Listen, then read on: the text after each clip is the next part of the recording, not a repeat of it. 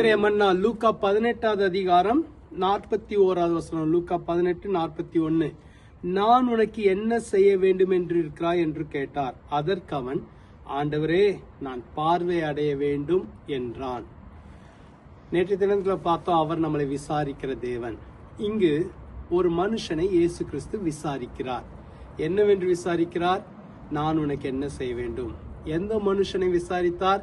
ஒரு கண் பார்வையற்ற ஒரு மனிதன் இயேசுவை நோக்கி, தாவீதின் குமாரனே, எனக்கு இறங்கும் என்று கூப்பிட்ட போது அவனை அழைத்து வர சொல்லி அவனிடத்தில் விசாரிக்கிறார். யாரெல்லாம் அவரை நோக்கி கூப்பிடுகிறோமோ அவர்களை விசாரிக்கிற தேவன். இன்னைக்கு நீங்க அவரை நோக்கி ஜெபித்து கொண்டிருக்கிறீங்க, அவரை நோக்கி கூப்பிடுறீங்கல்ல, உங்களையும் விசாரிப்பார். நான் உனக்கு என்ன செய்ய வேண்டும் என்று கேட்பார்.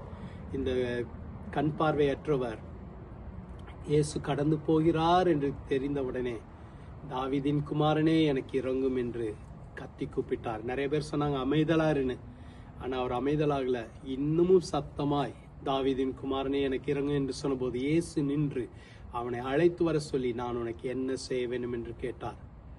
உடனே அவன் சொன்னான், நான் பார்வையடைய வேண்டும். இன்னைக்கு உங்களையும் அன்போடு விசாரிக்கிறது. ஏன் தெரியுமா? உங்க ஜெபத்தை கேட்கிறார், உங்க கூப்பிடுதலை கேட்கிறார். நிச்சயமாகவே அவர் உங்க ஜெபத்துக்கு என்ன செய்வார்? பதில் கொடுப்பார். ஜெபிக்கலாமா? எங்களை அதிகமா நேசிக்கிற நல்ல ஆண்டவரே, நீர் எங்களை விசாரிக்கிற தேவன், எங்கள் ஜெபத்துக்கு பதில் கொடுக்கிற தேவன். உங்களுடைய சமூகத்துல எங்களை தாழ்த்துகிறோம் ஆண்டவரே.